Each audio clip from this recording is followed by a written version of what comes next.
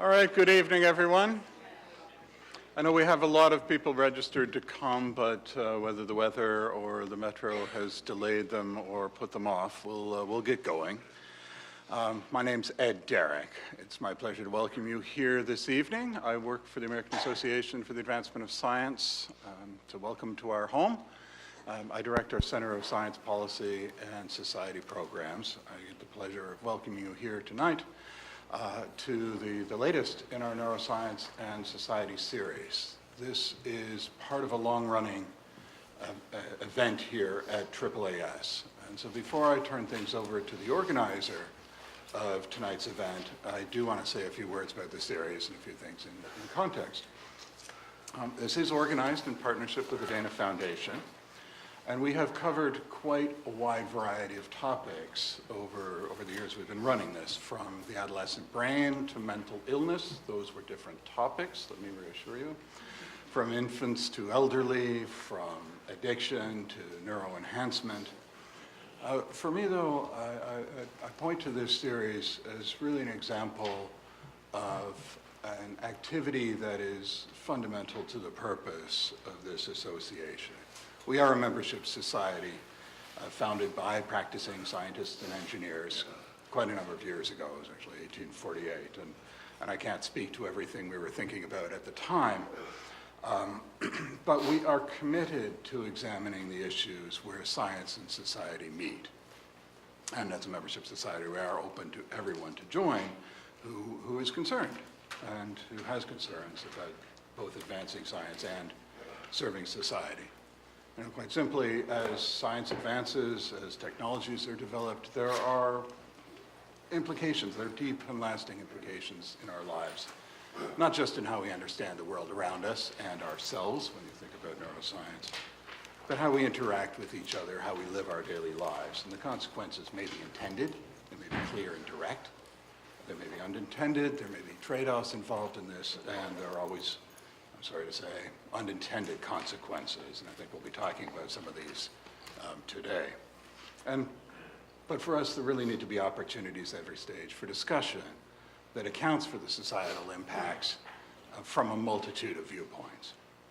Our purpose, again, at the association is both advancing science and serving society. I hope you take advantage of the range of things that we are doing and support our efforts by participating, including the fact not just coming here, you'll get a chance to interact with the speakers at the end. So I hope you'll think about doing that. But as well, you can take the next steps and join our membership society to show your support.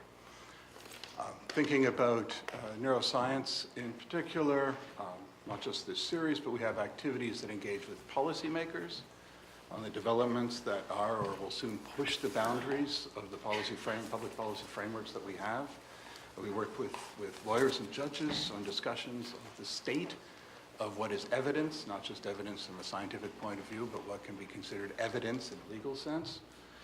And we engage the public in programs such as this. Again, we are very grateful to the Dana Foundation for support for this series, and I'd like you to join me both in thanking them and also welcome Deborah Runkle, who's the organizer of tonight's program. He'll tell you about what's going to happen tonight. So thanks.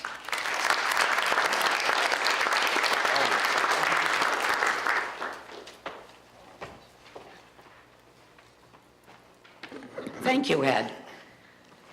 Before I start, would everybody be sure to turn off your cell phone, even if you think it's already off? Check it to make sure it really is off.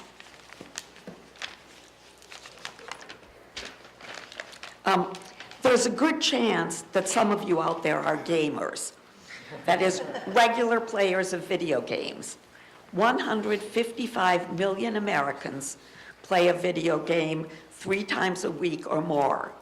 That's 20 million more than the total number of votes cast in November's presidential election. 4 out of 5 households have a video game console, and 49% of Americans play video games using some kind of device.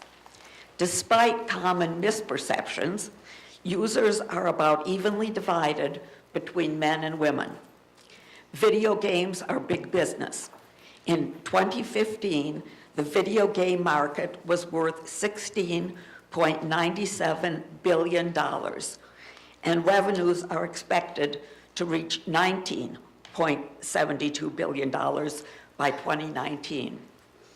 We have 3 speakers this evening who will address different aspects of video games and your brain. Following the presentations, there will be a reception. For those of you who would rather play a video game than eat, we've set up a game in the meeting room next door to the auditorium. So let's begin. You have bios of the speakers in your program, so I'll be brief. Our first speaker is Craig Anderson, who's affiliated with the psychology department at Iowa State University. He's the director of that university's Center for the Study of Violence and past president of the International Society for Research on Aggression. Tonight, he's going to speak on the behavioral effects, if any, of violent video games. Please save your questions until after all the speakers have made their presentations. Let's welcome Dr. Anderson.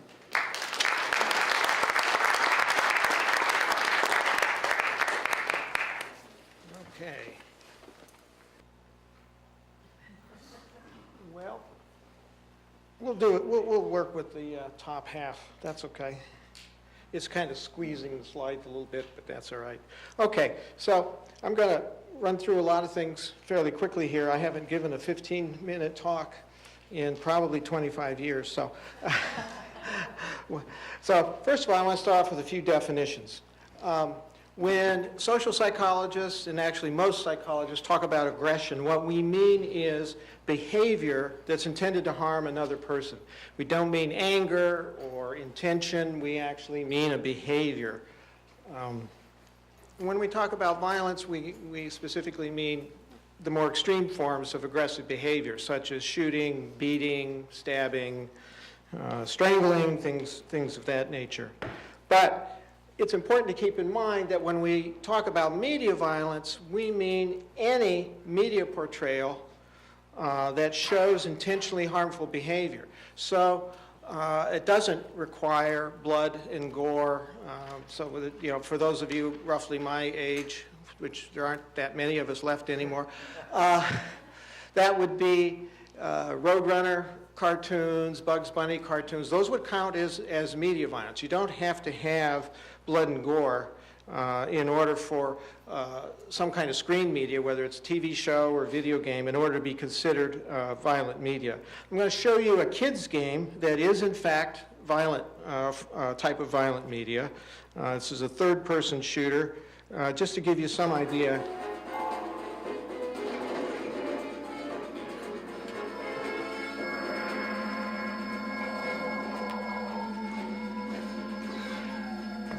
Okay, so basically the point of that game is you're running around shooting the bad guy aliens. Happen to be alien tomatoes and alien other things, but that still constitutes a type of media violence because you're essentially, as a player, trying to harm other characters in the game. Now here's a brief clip from Grand Theft Auto version 5. Version 6 is now out as well, but let's take a look at this one.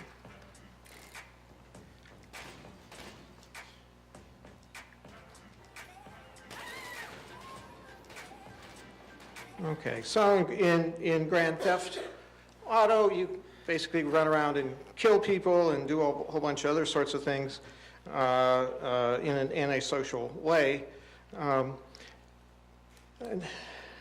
So what I want to talk about, and I have some really gory video clips later if someone wants to see some of them. There's really 4 key questions I want to try to cover today here in 15 minutes or less. The first has to do with whether or not the research that's out there is consistent. You'll hear and you'll see in newspaper reports and online reports that, oh, the research is inconsistent and there's no, well, in fact, that's a lie. The research is actually quite consistent. So I'm going to just present real quickly some results from the largest the most comprehensive meta-analysis that has been done on the violent video game literature. Now, this was published in 2010. There's been a smaller scale one for some later studies, and it finds essentially the same thing. But I want to show you for aggressive behavior as the outcome variable, and these are the best practices studies. These are the ones that aren't really badly flawed in a lot of ways. There are 79 such studies at the point in time when this was done. There's now probably close to 100 well-done studies. Total sample size of this was over 21,000. What we see is the average effect. This is in terms of the R plus measure of effect size for those of you who are familiar with the statistic.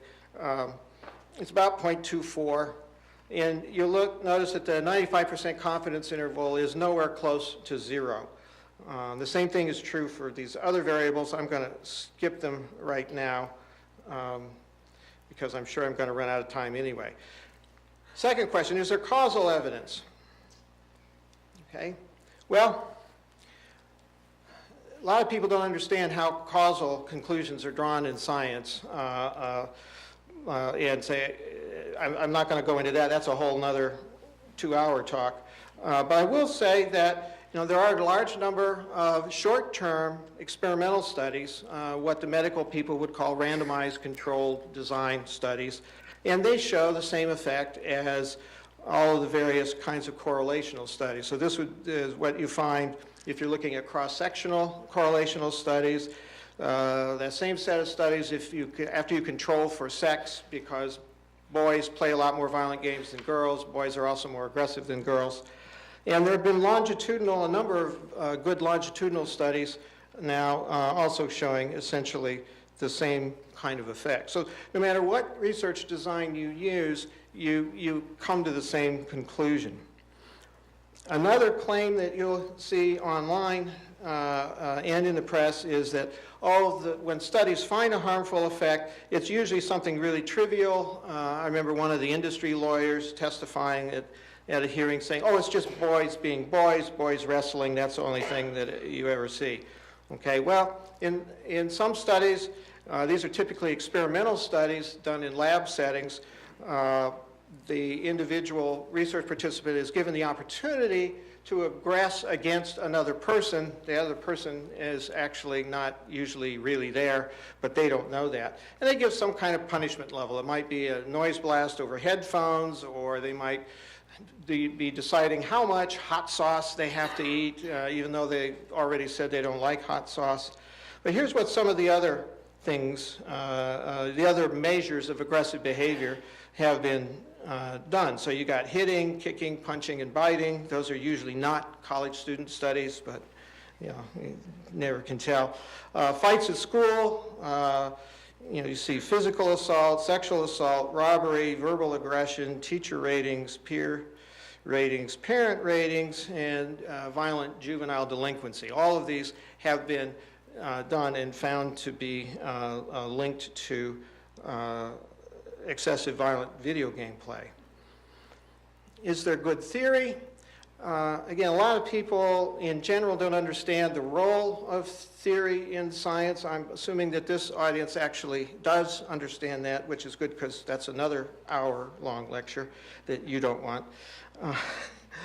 I'm going to focus on here the long-term effects. And in fact, we understand and have understood for quite some time effects of screen violence from the original TV and film literature as well as the video game literature. So basically long-term effects, that is effects over a long period of time, are the result of repeated exposure to violent media, in this case violent video games.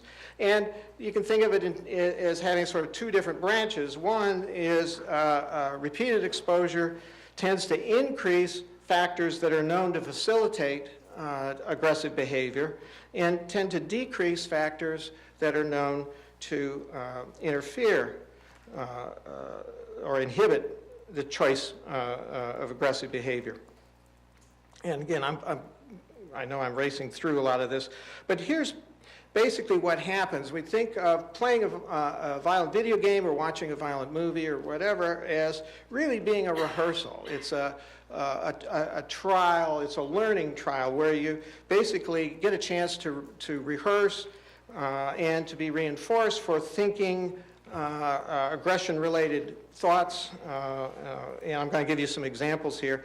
I'm going to point out that along this row, everything that I'm showing along this row has been shown in both short-term experimental studies and in longer-term studies as well. So playing violent video game increases aggressive beliefs and attitudes. So people tend to start to think that aggression is normal and that it's okay. It's a reasonable way to solve problems. By aggressive perceptual schemata, what we mean is that people who play a lot of violent video games start to see the world in a much more aggressive way. So if you show them a video clip, for example, of two people just having a normal interaction, they're likely to perceive some aggression in there, even if there isn't much there.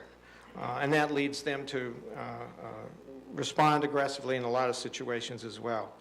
That people, we see increases in what are called aggressive expectation schemata. Basically, people start to expect other people to behave aggressively. Aggressive behavior scripts, I'm just going to kind of go through here. This is this desensitization and lack of empathy. It's one route that is very explicitly about emotion or affect. And again, all of these have been shown in studies. And sort of the newest route, the newest way that still needs some more research, but there's some evidence now that playing these fast-paced violent games may actually create some attention problems and impulse control problems. And as a set, you can sort of think of all this as being an increase in aggressive personality. Okay? All right. I want to show you a couple of studies just to give you an idea how some of these are done. This was a study that we originally published in 2007 where we brought children and then also college students into a lab setting, and we randomly assigned them to play a video game for roughly 20 minutes. Some played a nonviolent game, some played a child-appropriate but yet violent game like the one that I showed you first with the, shooting the alien tomatoes. Some of the college students were randomly assigned to play the teen-appropriate game. And the dependent variable here, the outcome variable, was each participant did another task in which they were given the opportunity to deliver punishment, actually loud noise blasts, to an opponent. Now, in fact, the opponent didn't really exist. They thought they were in an adjacent cubicle. So the dependent variable here is the number of high-intensity noise blasts. These are roughly 90 decibels is what the kids thought, and they heard some samples. They didn't hear the real high samples. So those who had just played a nonviolent game, roughly 4.7 on average, the number of high-intensity noise blasts they gave. Those who had just played the children's violent game, now remember, this is very cartoonish, there's no blood and gore, happy music, no screams, no anything, roughly a 45% increase in aggression. For the college student sample, you see essentially the same thing. Interestingly, the teen violent game did not yield higher aggression than the child violent games did. Okay? And then I also want to present one longitudinal study. This was actually the first longitudinal study that focused specifically on violent video games. It was also published in 2007. So we have a bunch of fifth graders, third to fifth graders, and they were assessed twice, both at the kind of the beginning of a school year and then roughly 5 months later. And we measured things like how much time do they spend playing violent video games, physically aggressive behavior. This is from peer reports, teacher reports, and self-reports of being in fights at school. There's a bunch of other predictors and mediators, and I'm not going to go into detail on all of that, but I do want to show you what happens. So, we enter all these various variables, physical aggression, sex, and all of this sort of total screen time as control variables, and then eventually we want to ask whether exposure to violent video games at time 1, does that predict physical aggression at time 2? And you can see that we had 2 effects. One is a direct effect on physical aggression. The other is an indirect effect in exactly the way we would expect from theory, by increasing a person's hostile attribution bias. That's one of the aggressive cognition kind of measures that's fairly common. How big are the video game violence effects? That's always a hard question. You hear the industry, of course, saying, first of all, there aren't any effects, and then saying, oh, but if there are, they're so trivial it doesn't matter. Well, one way is to look at the effect sizes of other phenomena that society has decided are serious enough to warrant some sort of attention and action. So this is what the effect of taking a daily baby aspirin is on the likelihood of a second and fatal heart attack. This was actually a fairly famous study that was stopped midstream because the effect was deemed so large that it would be unethical to stop, or unethical to continue giving placebos to the control group. Okay, this is, I'm just going to, race through these. You can read what the phenomenon are. Condom use on a decrease in HIV. So what do the video game effects look like? Well, if the outcome variable is a decrease in willingness to help other people, that's what the average effect size is. Again, the point being here that if you think aspirin or asbestos, you think, hey, these other phenomena are big enough to warrant some sort of action, then you can't ignore the video game effects. I'm going to skip this slide because I know I'm going to go over time here. Instead, I'm going to present a study that was just accepted for publication yesterday, actually. We got data from 7 different countries with fairly different cultures. This is the first time this has been done in the media violence domain. So we have Australia, China, Croatia, Germany, Japan, Romania, and the US. And the age range is high school through adulthood. The total sample size is a little over 2,000. And so we've got, well, I'm going to go on to the next slide, just to cut to the chase here. So this is a structural equation model of the data. Several findings that come out of this. First of all, the violent media effect on aggressive behavior was essentially the same across all of these very different cultures. Now, the cultures differed in what their average level of aggression was on the measures that we had, and they differed somewhat on average number of hours played per week, but the relationship between playing violent video games and aggressive behavior was essentially the same across cultures. And what we see in this figure is a direct effect, violent media use, on aggressive behavior, but we also see 2 indirect effects, one through aggressive cognition, and a considerably weaker one through a decrease in empathy. And again, that maps on nicely with some of the other studies that are out there. Okay. One of the other things that I wanted to show you here was the relative effect size of media violence in this study, and I put this as media violence because this is actually a composite of television violence, film violence, and video game violence. This is the relative effect sizes of the media violence variable, as well as a bunch of other known risk factors for aggressive behavior. And what you see is that the only one that's larger than the media violence effect in this particular study, again across over a couple thousand people across multiple very different countries, the only one bigger was peer delinquency. Okay, so all right. This one I think I'm going to skip. This is, in Grand Theft Auto, one of the hallmarks is ever since it came out is that as your health points go down, right, you need to restore your health. And so one of the ways you do that is you go hire a prostitute, and that's supposed to improve your health points. But hiring a prostitute costs you money, so after you're done, you can kill the prostitute and then get your money back. But that's a long one. I don't want to show you that one. Here's a more recent game.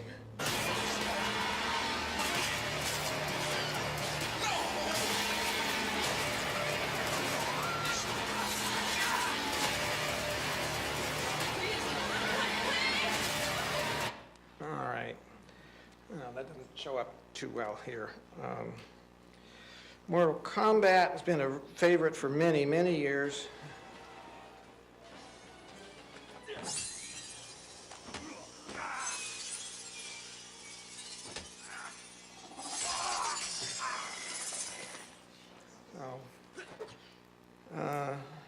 All right, so let me just kind of summarize real quickly.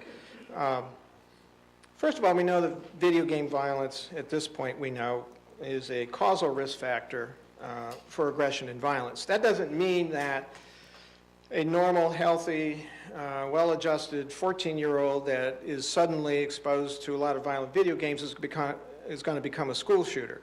That's not the way it works. It's a risk factor, one of many known risk factors for aggressive and violent behavior. The underlying processes are well understood. There's good theories been developed over the last 50, almost 60 years now, studying media phenomena. It fits well with general theories of aggression. And at this point in time, the research evidence, actually 10 years ago, the research evidence was clear enough that parents and public policy folks, educators, basically anybody who's interested should be taking at least some form of action. What form of action depends on what country you live in and what's possible within legal constraints. But of course, the U.S. Supreme Court has ruled that the general public has no interest in screening any form of violent media from children, unless there happens to be nudity involved, and then they say maybe. So you can kill women, split them in half, hack them up, you can do whatever you want as long as key body parts aren't shown in the process. So why don't I stop there? I know I'm a little over 15, but okay. Thank you.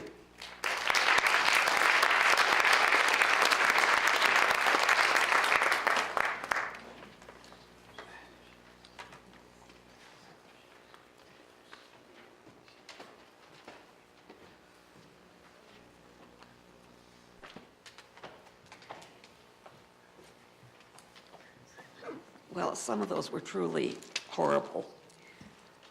Our next speaker is Hillary Cash. Dr. Cash is the co-founder of Restart, a long-stay retreat program for adults who have serious problems with their digital screen use. Earlier, she co-founded an outpatient clinic called Internet Computer Addiction Services in Redmond, Washington, which I believe is the home of Microsoft. So let's welcome Dr. Cash.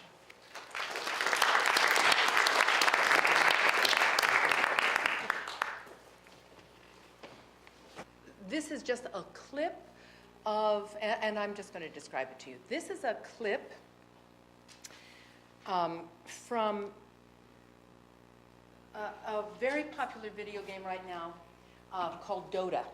And Dota is a kind of video game called a massive multiplayer online role-play game. And the young adults who come to Restart are playing many different kinds of video games, but Dota is one of the really popular ones. The most popular right now is League of Legends. When we started Restart, it was World of Warcraft, and it's this particular brand. Yeah, if you can get it to play, that'd be fine. It's these MMORPG games, which seem to be the most addictive of all the games. And the reason I think they are so addictive is because you have to think in terms of the layers of reward that people experience. I think it's okay. I think it's all right to just skip it. Being outsmarted by technology.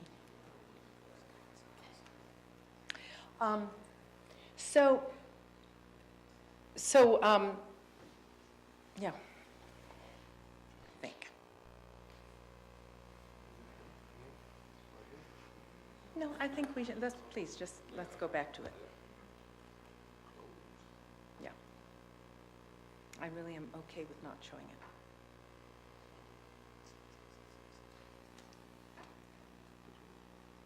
Yeah, that's okay. So if you think in terms of what is it that makes, well, first of all, I want us to talk about how just really the fact that, in fact, video games can be highly addictive. And there are many people who are skeptical about the existence of behavioral addictions, but I want to point out to you that in the Diagnostic Statistical Manual of Mental Disorders, gambling has now been moved over into the addiction category. That'll be the first behavioral addiction to make it into that category. And internet gaming disorder has honorable mention at the back of the DSM. They say this requires further study. They're not quite convinced there's enough evidence in yet, but that evidence is rapidly mounting, and I'm quite certain that internet gaming disorder is going to be part of the DSM. Now, I think in a broader category than just video gaming, but it is certainly true that the young, mostly men who come to Restart are coming for their video game use. And so that's what I really want to talk about. The scientific studies that are using brain imaging are showing that for people who are playing video games and addicted to video games, they are demonstrating their brains are lighting up in ways very similar to a cocaine addict's brain. Okay, so it's the same regions of the brain that are lighting up, the same neurochemicals that are being released and picked up, and all addictions have certain elements in common, whether they are chemical or behavioral addictions, and those elements really have to do, and sort of the behavioral manifestations.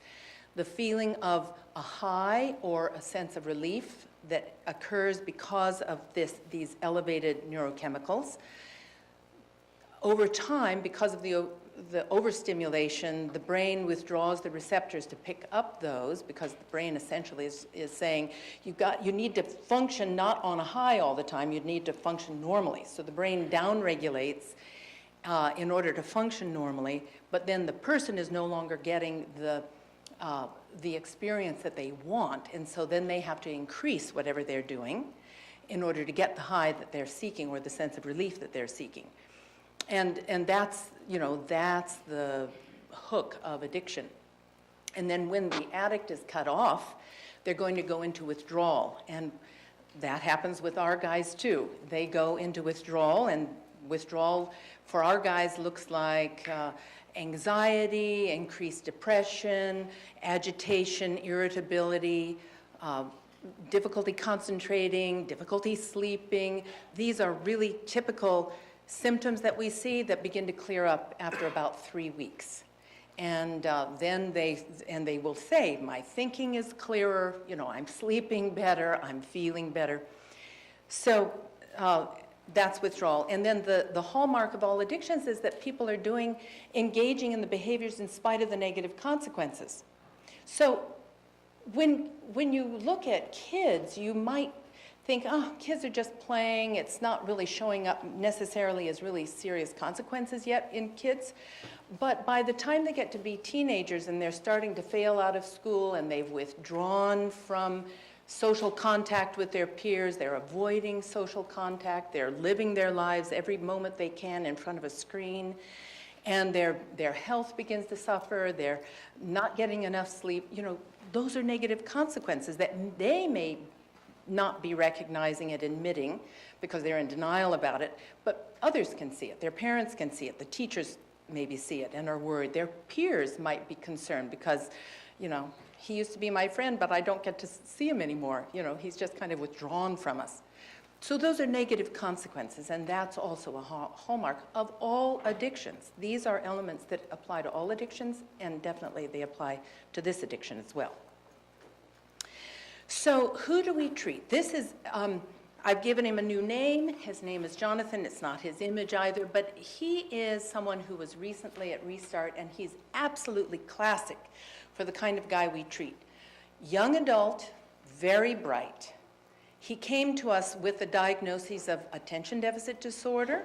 He was depressed, he was anxious, he was underweight and very sleep deprived, from a middle class family, very bright, and a college failure. Not dating, never dated in his life, looked at porn several times a week, had totally given up on his dream that he had when he was in high school of becoming a surgeon. And he had had jobs and repeatedly lost those jobs. After he failed out of college, he went home.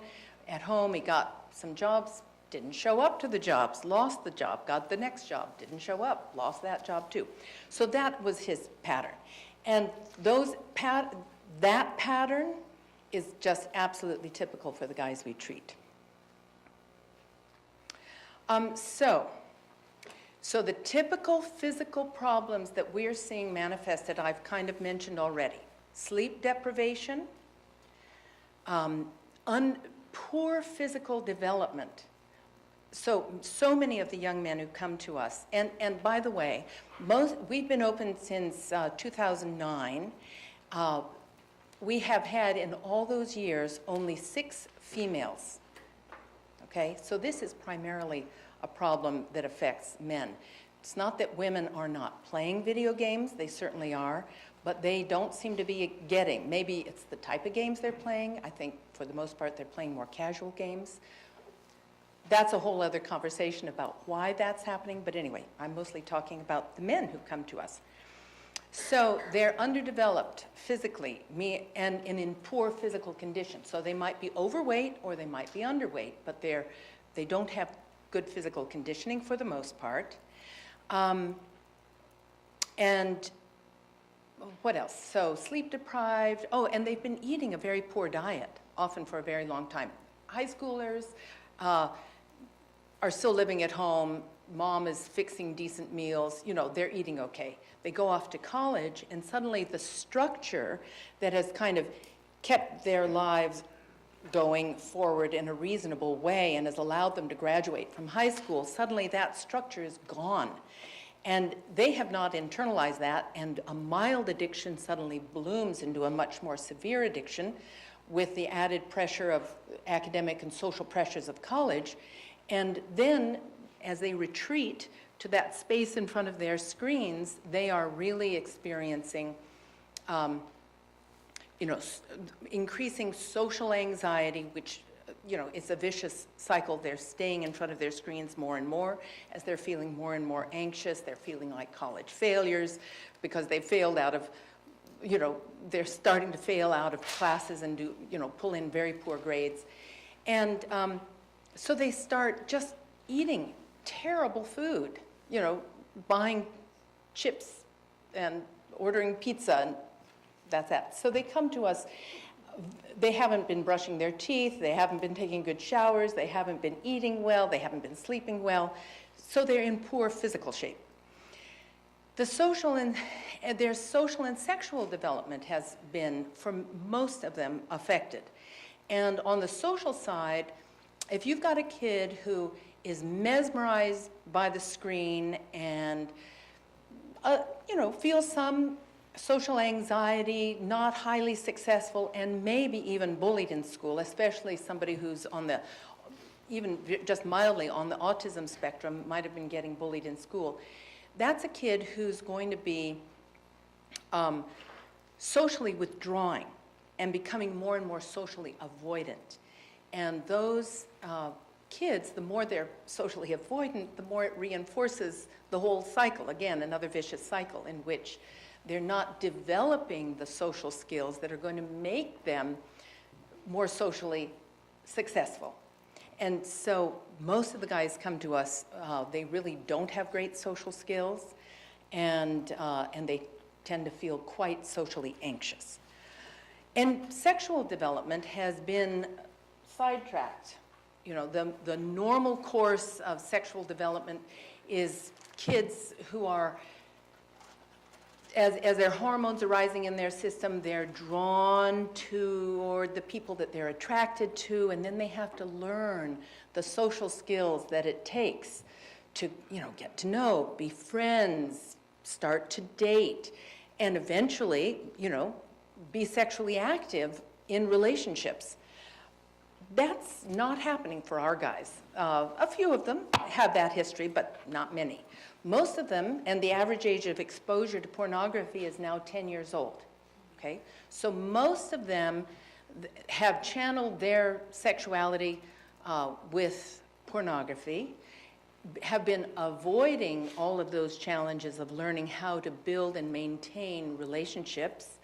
They don't have a clue, and at this point, it's highly anxiety provoking. They haven't, you know, gone through those stages of learning how to do that in adolescence, and now as adults they're very anxious about it, and they also have a very distorted idea about what sexual relationships should be, and that's not going to help them much when it comes to sort of winning the heart of someone and having a normal, healthy, intimate relationship with someone.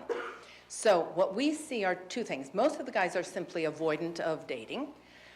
Those, though, who do go out and date are mostly doing it in a hookup kind of way. You know, they're not interested in really building and maintaining a relationship, or they don't know how to do that, so they're avoiding it.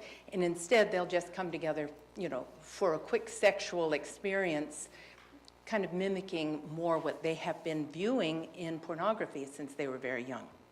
So that's what we're seeing with social and sexual development. In terms of comorbid conditions, I've already mentioned depression and anxiety, attention deficit disorder. 95% of the young men who come to us have those three disorders. And they've been to therapists. They've been often for years in therapy to treat their ADD, to treat their depression, to treat their anxiety. But the therapists are not addressing the problem that's standing in the way, which is the addiction to gaming and other aspects of the internet. So those are the typical comorbid conditions.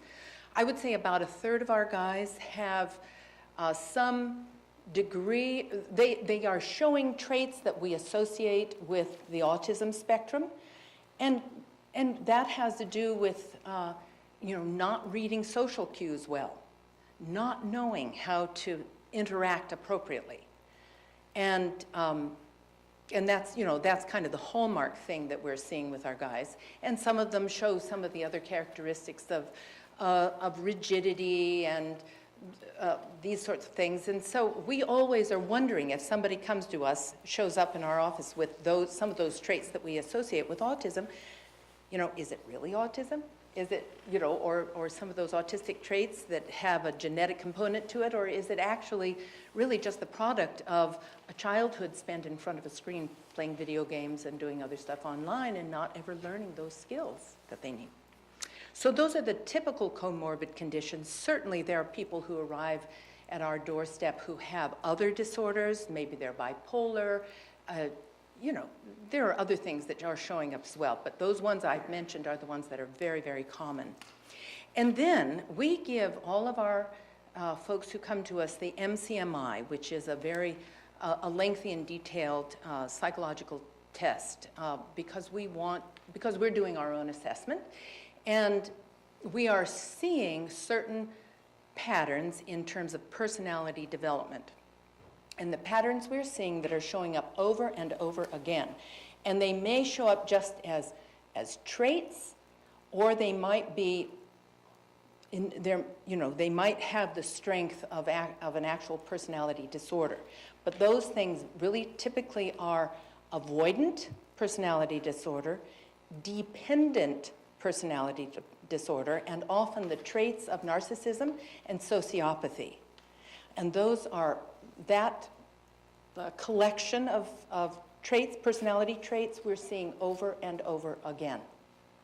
So I think it has very much to do with a childhood spent in front of a screen playing video games, which are, as you've been hearing, often the ones they are drawn to are quite antisocial, and they've not been learning the social skills, that they need to be successful socially.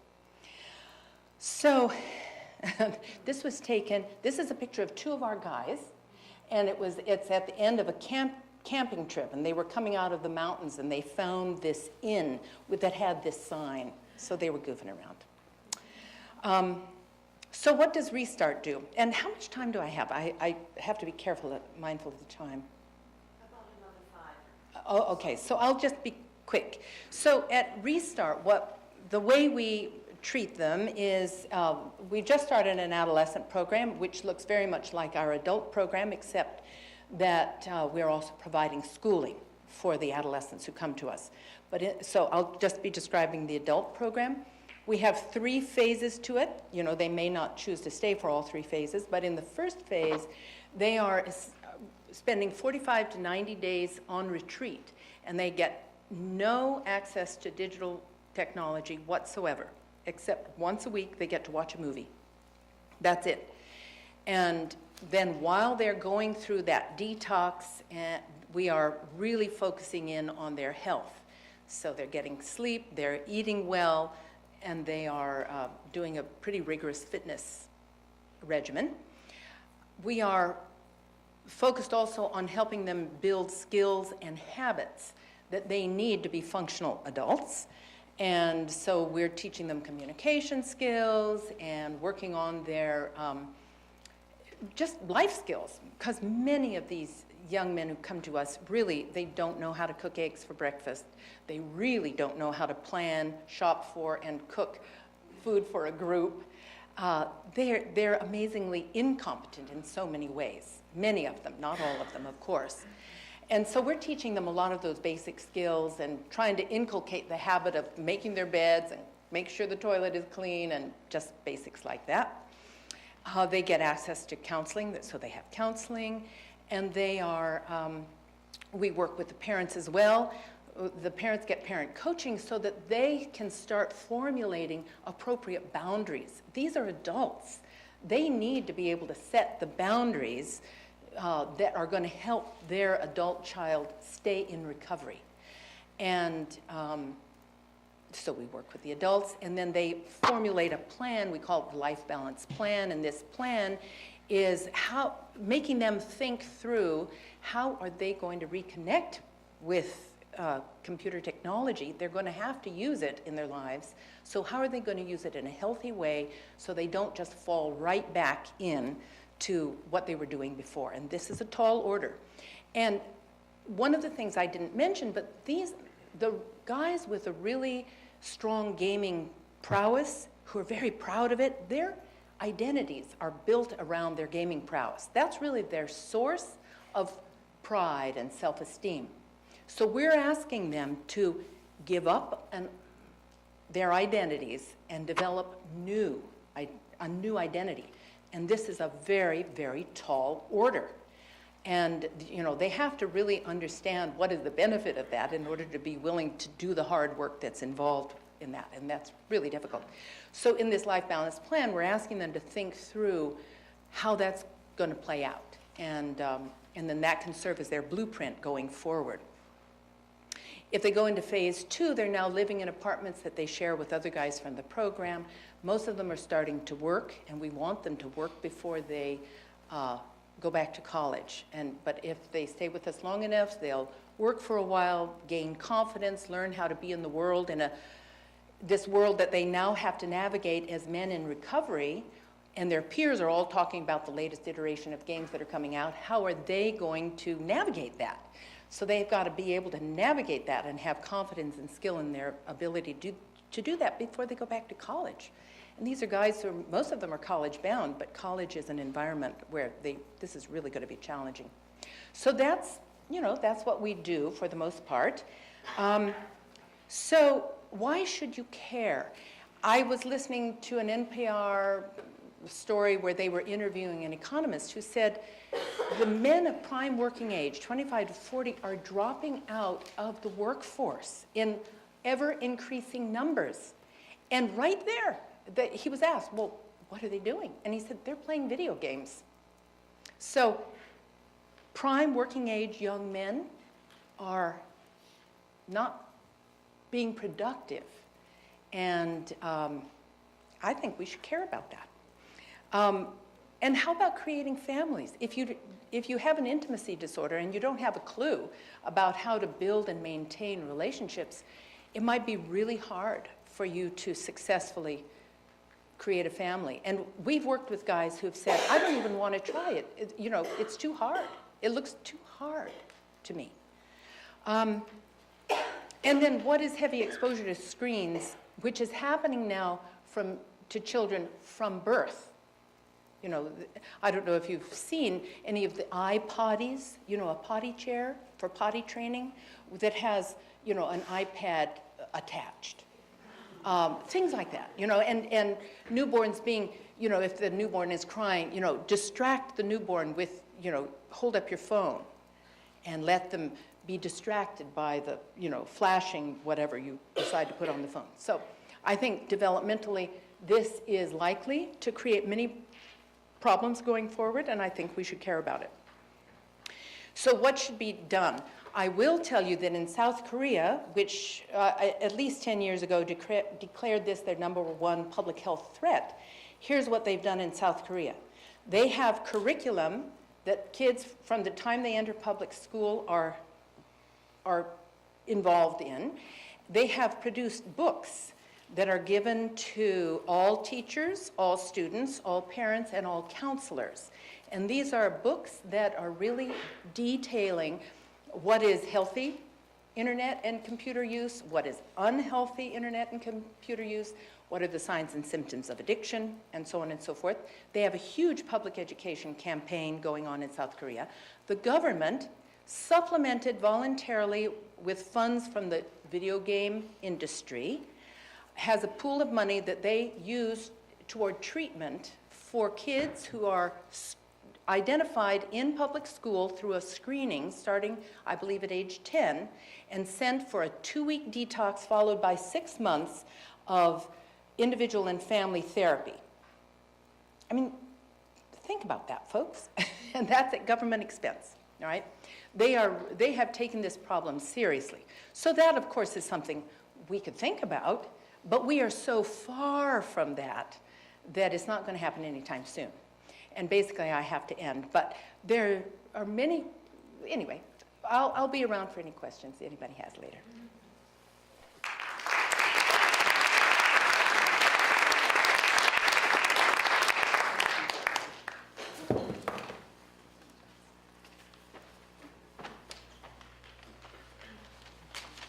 Our final speaker this evening is Chandra Malika Basak.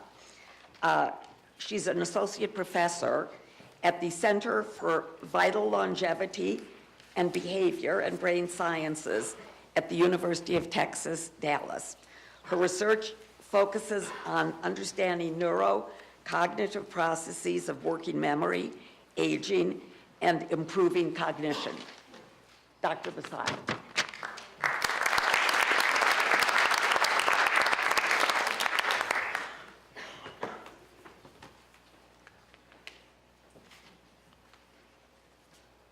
Okay, great. The last thing you want to see is weird brain images that look like rat brains, not human brains. So thank you very much, AAS and Dana Foundation, for inviting me over to present some of our recent research. I'm not going to, again, I agree with the previous speakers. Most games are bad and addiction is real. My take on video games is that there are different genres of video games, and for many of us who love playing Settlers of Catan, a popular board game, if you're a physicist or mathematician, or Ticket to Ride if you love geography, those are the kind, or chess, the classic strategy game.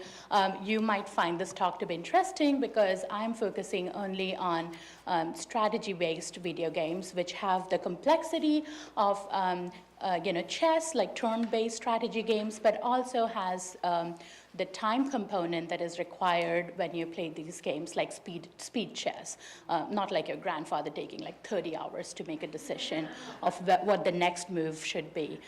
So the idea is to use these video games potentially as a tool and see if they have, they hold some promise or not. So the goals of cognitive intervention is that I have a really tiny graph. The point is that just because it's not my research, I'm just joking. The idea is just to see a trend in relationship. So what you see on the y-axis is cognition. On your x-axis, you see adult age varying from 20 to 90. The idea is that not everything goes down with age. And by the way, if you are 25 and above, you're already on the downhill. So this is like 2025. So I'm not unique. I'm somewhere in the, I don't want to say where I am. But anyway, the point is, if you are my graduate student, you don't feel that you're, brighter than me. You're on the same path. It's just that I'm further along the decline than you are. So there is nothing special about being a senior. There is nothing special about being 65 and above. You're not going downhill at a worse rate than younger adults. These are different cognitive abilities, such as information processing speed, working memory capacity. For example, if I ask you to count lambs and ewes and rams in an Australian farm, and every time you see a new sheep, you have to update your ram count or ewe count or lamb count, and you don't know which one you're going to see next. So those kind of quick memory updating, assuming that the sheep in Australia run fast, they don't. But the idea is that you're quickly updating those information in your working memory, and you don't have a paper and pencil to cheat through your tasks. Those are the kind of paradigms that decline rapidly. Another one that declines is multitasking skills. I'm not talking about how quickly you can switch between task A and task B and do both of them badly. How quickly you can successfully do task A and then switch to task B and also complete it successfully. So that's what we define as multitasking, and we look at the switch costs for those kind of paradigms. And episodic memory, the classic early clinical marker of Alzheimer's disease. So those are the kind of abilities that go down. Interestingly, there are some abilities that not only improve, they actually improve more towards middle age, so something I can look forward to. And then they kind of stable off after that, and those are we call crystallized intelligence. So if you like playing crossword and you're over 60 or 55, there is a reason you love doing it, because you're very good at it. So you're good at knowing what is the capital of Australia. You won't give me the wrong answer of Sydney or Melbourne. You would give me the right answer, which is Canberra. Very good. And if I asked this to undergraduates, they would be like, where is Australia? So the idea is that you're building on general knowledge and crystallized, those are called crystallized intelligence, world knowledge as you travel and read more and more, and those are the kind of knowledge that you develop. So the goal of the cognitive interventions, at least in my lab and a bunch of few other labs, is to look at these declining abilities, not the ones that you're actually improving on. So we are not trying to improve the skills that you're actually getting better at, but try to improve these declining abilities. And the idea is that assume, this is a very simplified model of Alzheimer's disease. Most Alzheimer's, people who do research on AD actually don't even believe in this model. So this is just a simplified notion that assume there is a functional threshold of cognition, and you're getting older, and these abilities are declining. At some point, if you're lower than the threshold, you're just diagnosed with some kind of memory disorder. If that is the scenario, what if during this late adulthood, can we engage ourselves in certain activities to maintain cognition such that, I'm not even saying improve cognition, I'm just saying, can we keep this declining cognitive ability stable across a few years? And then after that, we assume we stop doing those activities, maybe they still continue to decline, but the idea is that now I'm pushing the Alzheimer's disease further into my lifespan. If I'm going to live till 90 and somebody wrote it in my birth chart that you will get Alzheimer's disease, I would rather get it at 89 years and 365 days than get it at 80 years and suffer from it for 10 years. So we call it compression of morbidity. You try to push it as late as possible. Once you get it, you just want to get it over and done with and die. So having said that, so how can we improve our cognition? So the best way is for all the fellow Indians here, we're lucky we picked the right parents because there is something called arranged marriage. So I might die of heart attack, but at least I won't have dementia or Alzheimer's disease. That's how the family decided.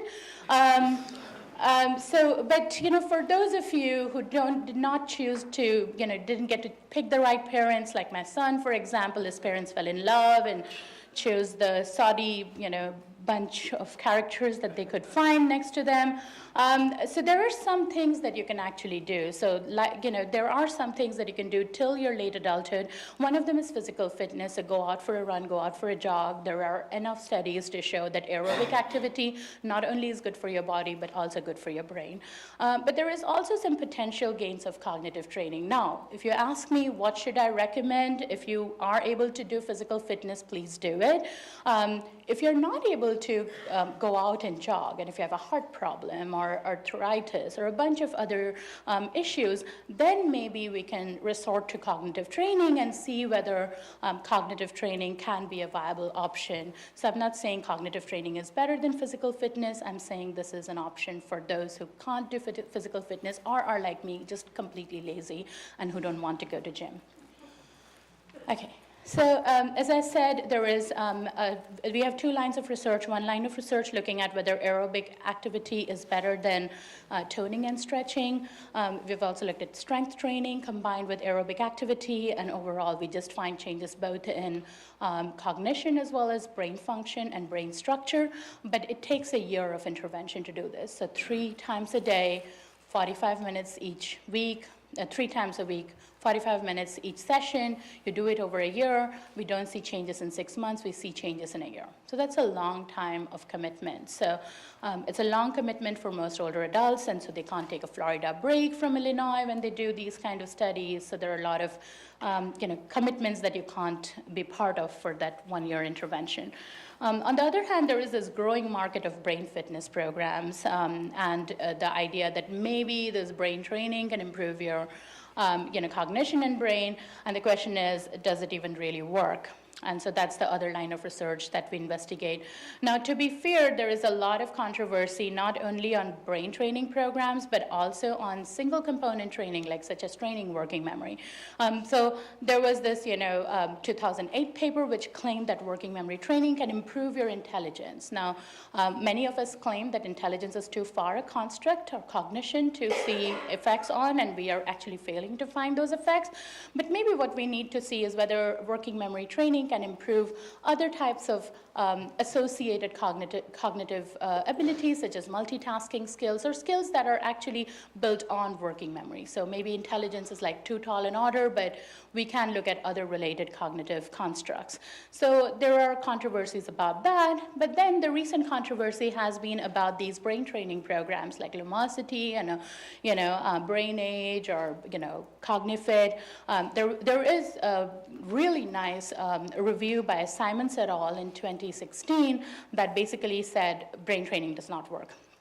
And there is a consensus in brain training industry from the scientific community where 70 psychologists and neuroscientists basically said brain training is all crap. And then there was a rebuttal, mostly by clinicians and therapists who basically said, no, it does work, but it works for schizophrenia and a bunch of other groups. So We are not into this idea that whether brain training works or not, because we actually don't do research where we are testing Lumosity or companies who are building a program and then they want you to assess whether that program works or not, because we think there is a conflict of interest there. But it would be worth seeing whether cognitive training, some of these approaches, maybe not entire cognitive training literature, but some of these could be efficient for specific populations. Maybe they don't work for younger adults, but there may be some promise for healthy older adults or patients with mild cognitive impairment, which is the early or preclinical Alzheimer's disease stage.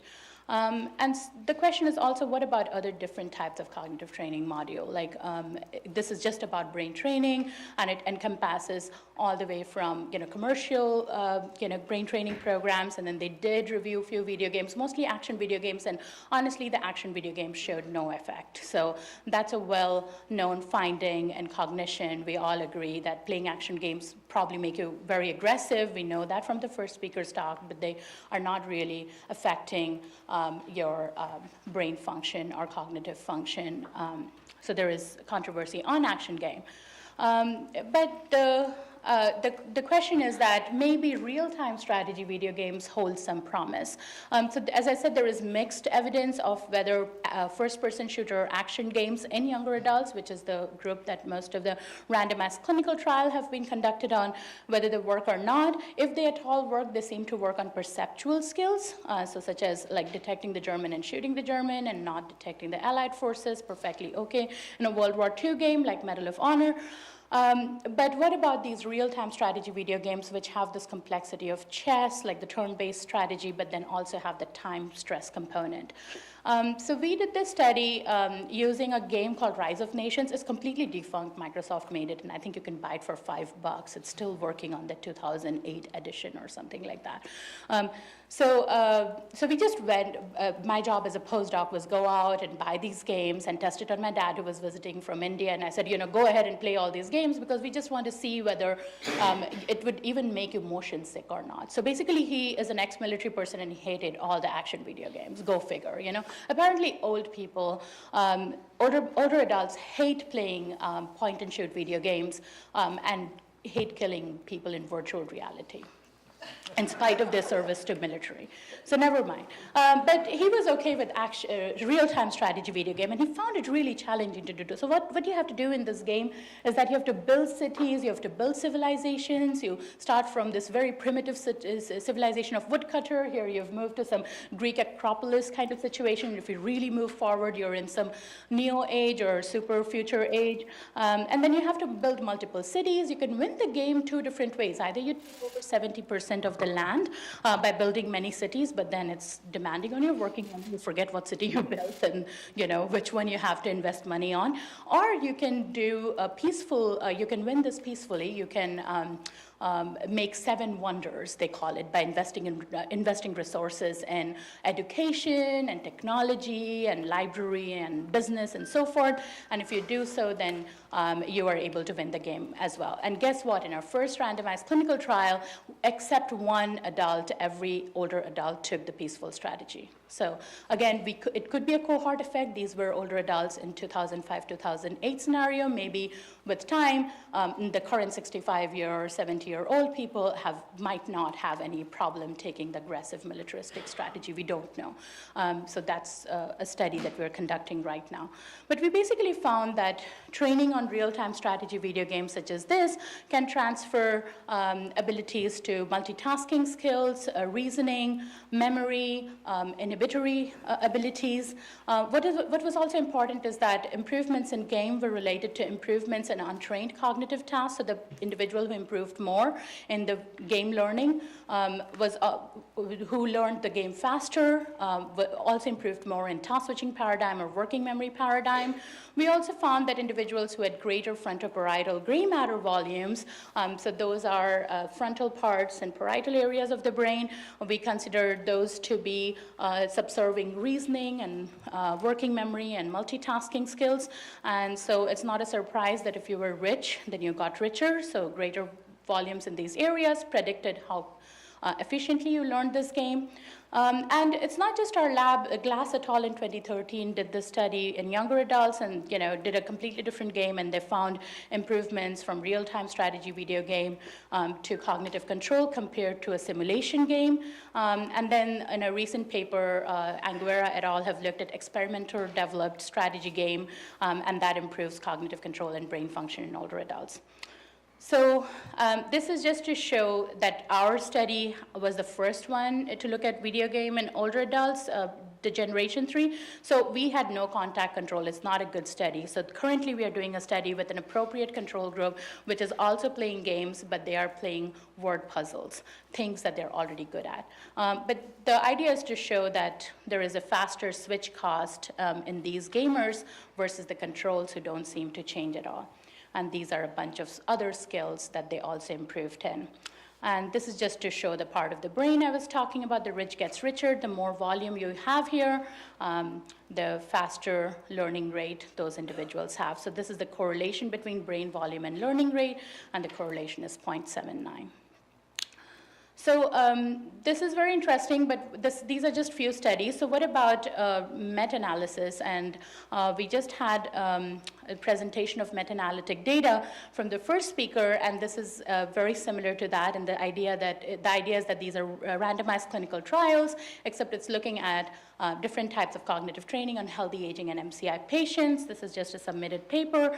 So we looked at a variety of studies, but the idea is that we looked at single component training, multi-component training, and then social approaches. And within the multi-component training, we had the video game training versus traditional approaches to training multiple cognitive components. And in MCI patients, we had only one video game training. So it's not common in MCI patients to use video game training as a tool. But we had enough in older adults to conduct meta-analysis and see the results. So what you see for overall cognition, these are Hedges G, which is basically showing that the gamers, how much the gamers improve post-training versus pre-training, and compare them to the control group. So these are the interaction effects. So Hedges G are far more for video game training than traditional tasks. They both are significant though, but the effect size is larger for video game training. So these are initial approaches showing that in healthy aging, this could be an effective tool. This is just showing that in red you see video game training modules versus the regular traditional modules in maroon. And you see from the asterisks that the video game training module shows broader transfer. The maroon is the video game and red is the traditional. So the only one that traditional shows greater effect is short-term memory, but the video game training shows effects to global cognition, most importantly, long-term memory, which rapidly declines when you have Alzheimer's disease, as well as multitasking skills and inhibition and working memory, commonly called as executive function. How long do I have? Okay. So this is all very interesting, but remember, not all games are created equal. So we don't know in meta-analysis what kind of games. We don't have enough power in meta-analysis to look at strategy versus action games, though most of the games used for video game training in older adults are strategy-based games, but that's not the case for every study in the meta-analysis. So what we are currently doing in the lab is looking at, in younger adults as well as older adults, so we have more than 70 participants.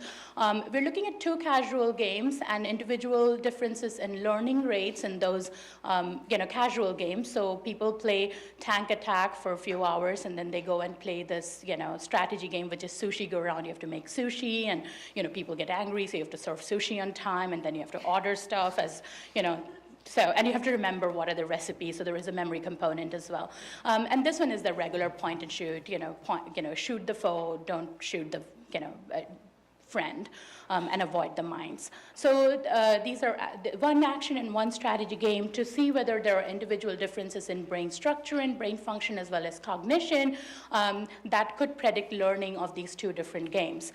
And we think that based on the past research in action games and strategy game, it's possible that action game might tap more onto perceptual skills, whereas strategy game might tap onto more higher order cognitive skills. And maybe the brain would also show, different differences and how it predicts those two games differently. So I think this would make many of you happy. So these are white matter integrity, and this is Fornix stria terminalis, which is typically known to be, it's also a region that is predictive of depression in depressed patients. We're trying to think, what is this, ROI related to? So this is the kind of region that predicted action game learning over and beyond the common learning effects of the two games. But if you look at the strategy game, and I apologize for the colors, but there is no way I could change these colors in my, brain module. So if you look at this is the cingulum hippocampus, and hippocampus, as we all know, is like the site of long-term memory and declines rapidly when you get Alzheimer's disease, and it's predictive of episodic memory. It's also a region that is found to be smaller in MCI patients than healthy older adults, but this particular white matter tract is lower in MCI patients than healthy aging, and this is the one that predicts strategy games. So this is a paper under review where we have, for the first time, shown that there are different predictors of the two types of learning, and that's why it's, these kind of relationships are important to understand before we even jump into the bandwagon and start doing video game training, because before you even do the video game training, you need to understand how the cognition and brain are related to those games, because potentially those cognitive components or brain regions could be the site that might be targeted through these training. So on the path, therefore, we are doing also another ongoing randomized clinical trial in healthy aging, taking the Rise of Nations game further and just testing it just because it's not popular, nobody buys it, so we don't have any conflict of interest. We're trying to assess both cognitive plasticity and neural plasticity this time. But most importantly, this time we have an appropriate control group, as I said, which is getting trained on semantic knowledge training. Both groups are told that they're getting training, and both training groups have increasing levels of task difficulty as they keep on continually doing better in the game. Each cognitive skill is also represented by multiple tasks instead of single task, which has been an approach so far in most of the RCTs and video game training. And we're assessing also more cognitive skills, particularly episodic memory. As I said, that's a marker of Alzheimer's disease. In terms of neural plasticity, we're interested in changes in brain function, particularly those subserving cognitive control. So we are interested in the frontoparietal or attentional network.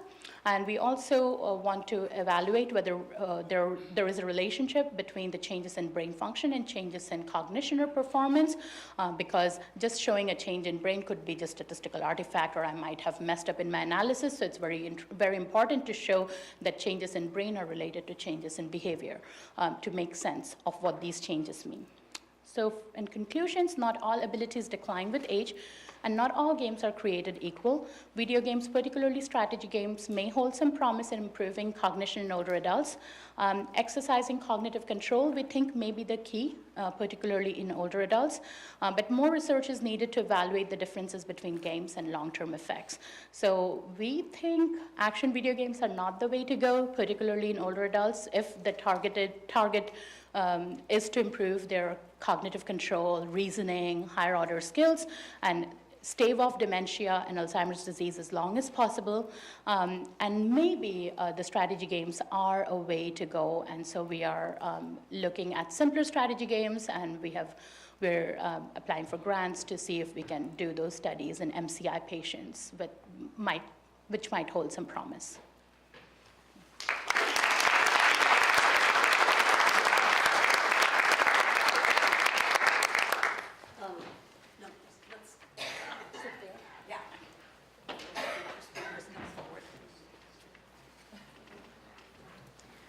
Now is your opportunity to ask questions. If you have a question, we have mics on two sides, so just line up behind them.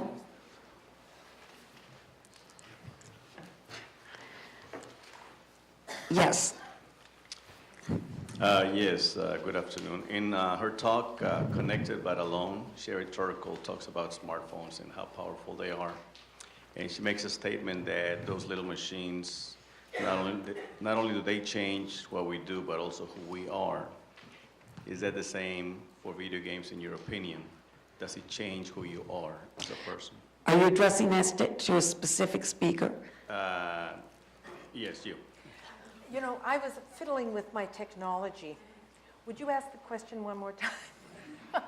Sherry Turkle, in a talk connected but alone, mentions that smartphones are so powerful that not only do they change what we do, but also who we are.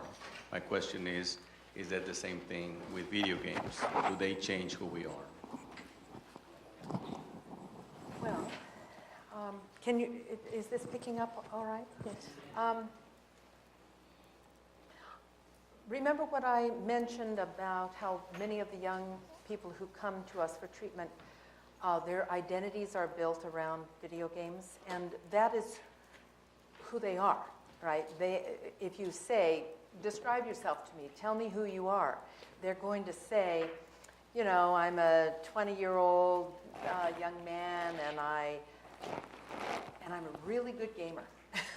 and so they do definitely influence who we are, and certainly if you've got somebody who's grown up with playing a lot of video games all through childhood, their development has the potential to have sort of distorted their development so that they don't have a kind of nice, wide, well-rounded personality where they've got good social skills, good physical development, you know, they interact well in the family, they shoulder responsibilities, they do their schoolwork, they envision themselves as surgeons in the future.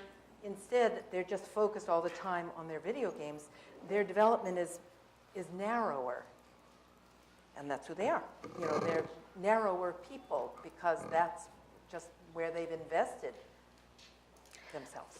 So we're probably not going to get to all of you, but let's try. So keep your questions short and concise, and we'll try to keep our answers short and concise. Okay, thank you, and thank you for the talk today. Unfortunately, my question does have a few parts, but I'll keep it as short as possible.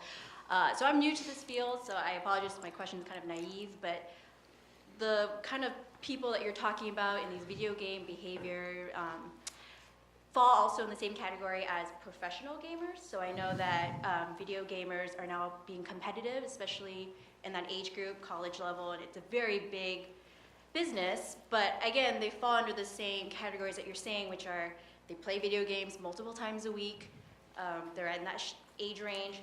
Are there studies about these competitive teams as to, like, do they follow aggression? Do they fall under categories of addiction, or do they not, because these games that they're competing in also have strategies involved? So I guess my question is to all three, like, what are the studies on these competitive gamers? Dr. Anderson, can you address that? And I don't know of any studies that have focused on competitive gamers, professional gamers, at least not in terms of aggression. Yes, Jonathan. I can answer to that. Yes.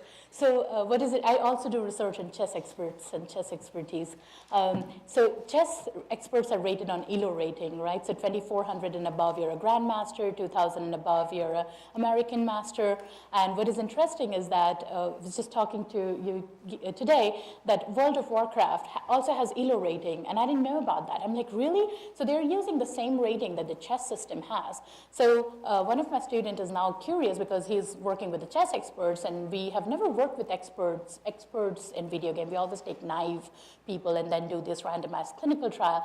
But we are curious to know, we know that chess experts are ridiculously smart. I mean, if they were not playing chess, they would probably be playing violin or some other musical instrument. They would find a way to challenge themselves. And we are now curious to see whether these expert gamers, you know, what are they bringing and what does this ELO rating mean? And maybe they don't mean the same thing. And that would be a very interesting question to, I think, across for all three of us to answer, because we can compare those ELO ratings now between a traditional strategy game, which has been there for centuries, and we know that there are tons of studies showing chess experts are smart and very intelligent. And then what does this mean for video game? Maybe it means nothing. Maybe it's a source of research. Yes. Yep. Hi, Jonathan Drake, AAAS. So the conversation about the negative effects of video games in many ways to me seems reminiscent of similar debates that have taken place regarding song lyrics, or in the 70s perhaps Dungeons and Dragons, or even rock and roll in the 60s and 50s. And often those kinds of conversations break down very starkly along generational lines. So in light of that, I was struck by the slides in Dr. Anderson's presentation that showed that you know, often media violence and video game violence were being used interchangeably. So I'm curious, in light of all that, about whether there are studies that break out the component of that that's specific to video games, and I'm also curious about whether you think the calls for regulation of video games specifically are proportionate to whatever numbers those may be or not. It's a good question. There's not a lot of research at this point on, say, the relative effects of, say, TV violence versus video game violence. It turns out that's a much harder methodological question to answer than what most of us thought it might be 15 years ago. We do have in my lab, in fact, we're in the process of looking at some of that and probably are going to be doing a meta-analysis on that fairly soon. There certainly are a few studies that have the appropriate methodological controls that have addressed the question, and so far the few that I'm most familiar with, suggest that the effect is slightly bigger for video games than, say, for TV, but it's kind of preliminary at this point to pronounce. In terms of the history of whether it was music lyrics or whatever, it's interesting. A lot of the gamers bring up this sort of question. Say, oh yeah, people used to worry about TV, and no one worries about it anymore. Well, in fact, the research evidence shows that we should have been worried. We were worried. We still should be worried that those effects still occur. Now, whether or not that should lead to regulation, again, that depends on a lot of things. In the United States, there'll never be regulation of violence. I mean, the Supreme Court has essentially answered that question. There'll never be governmental regulation of media violence. Never. That doesn't mean parents should give up. That doesn't mean that, teachers and other sort of child advocacy people. There are a lot of things that can be done in terms of educating parents about how to raise kids in a healthy media environment. And there are a lot of things that could be done that would be legal for government to help parents make some of those decisions better. Whether or not video games deserve special attention, it's hard to say. I'd like to weigh in on this as Yeah. well, just very quickly. In the video game industry, the makers of video games understand very well that the most addictive games are the most immersive games, all right? So immersion is, the golden, the golden prize.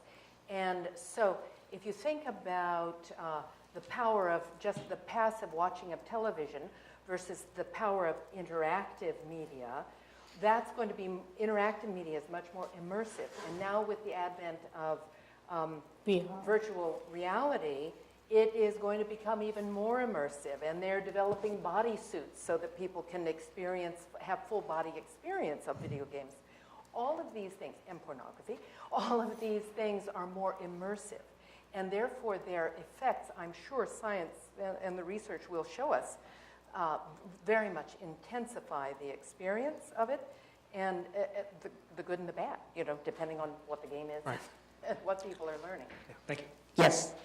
Hi, Josh Ettinger, AAAS. So for Dr. Anderson, I'm curious to ask you about, in terms of the evidence, correlation versus causation. So clearly there's a lot of evidence that playing violent video games can increase aggression. Is there evidence, because there seems to be some divisiveness, at least according to a quick Google search, that there's mixed evidence about real-world violence translating from violent video games? And I'm also interested to ask you in terms of the people who play violent video games, is it not possible that they have a proclivity already for violence and that you're just capturing those individuals? Right. I suspect that Google turned up quotes by Chris Ferguson. Yeah. Well, there was a letter from hundreds of scientists to the APA disputing these. Yeah, kind of those claims. scientists were pulled together by the industry. And I mean, I know a lot of the background behind that. The fact of the matter is, every major scientific organization that has reviewed the literature. So that's NIH, American Psychological Association, American Psychiatric Association, American Academy of Pediatrics. There's about a dozen of these. I actually have them on my website. Every single one has come to the same conclusion. Going back to 1972, was one of the first ones that was done on television violence, and the conclusion is that the effects are causal and that they are large enough to warrant attention. Now, the question about, it's specifically to video games themselves, is it the case that more aggressive people are just attracted to video games? Well, there's good evidence that, well, first of all, the experimental studies rule that out, right? I mean, that's why we do experimental studies, is to rule out things like that. There's also some good longitudinal studies that also rule that out. When I say rule that out, that doesn't mean that aggressive people aren't more attracted, but it means that the effect of video game play on later aggression is consistently there even after you control for how aggressive people were at an earlier point in time. Occasionally you'll see what we call bidirectional causality. So aggressive people in some studies tend to be more attracted to violent media, but that attraction in turn leads to increases in what you might think of as aggressive personality, which in turn leads to increases in attractiveness, right? So occasionally that happens, but more frequently what happens is you see that early exposure, again, I'm talking about longitudinal studies now, you'll see that early exposure to violent media leads to relative increases in aggressive behavior, whereas you don't see the comparable cross-lag where early aggressiveness leads to later increases in consumption of violent media. In terms of whether or not it's real-world behaviors, like I say, we got violent juvenile delinquency, we've got sexual aggression by middle school kids. Now, these aren't rapes typically, but these are other forms of sexual aggressions, that's related to violent media consumption. There are a few longitudinal studies looking at criminal behavior. There really haven't been any. I mean, the critics are right if you say, oh gosh, there's no evidence linking violent media to increased homicide rates. Well, homicide is relatively rare, so in order to do a study, you'd have to have a really huge sample size, and no one's been able to fund that large of a study that you'd have to then follow up over, say, a 30 or 40 or 50-year period in order to be able to specifically address homicide. But if you look at other kinds of violent criminal activity, yeah, you do see that with real world aggression, although those studies are considerably rarer than self-report kinds of things.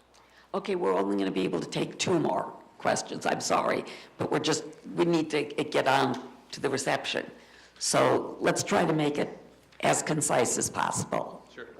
My name is Alex. Just a question for Dr. Kesh. So you mentioned the video game addiction is primarily a problem with men from what you've seen in your clinic, but I'm just wondering if there have been studies or if there's a way for you to know if it's just more or men are seeking help and maybe women feel a stigma, but there's a lot of women that are also addicted, or have there been studies, or are you kind of just going off of who's been come into the clinic? So I'm going off of who comes in to Restart and the calls that we get, because we field many more calls than, of course, people who actually come. But here's my belief, and I'm waiting for the academics to do the research to confirm or deny my belief. But my belief is that there are probably just as many females addicted as males. But I think, we now are conceptualizing addiction as happening on a scale from mild to severe.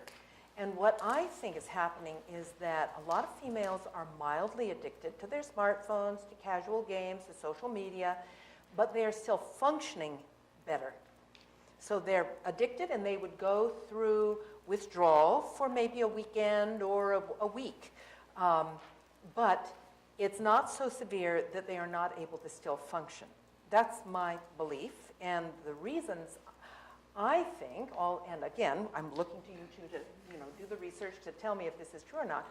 I just think it has to do with females really seeking out and desiring social contact. They want to sit together and on the couch and giggle, and they might be texting each other and showing each other YouTube videos, but they're socially interacting. And I think that's protecting them from a more severe addiction.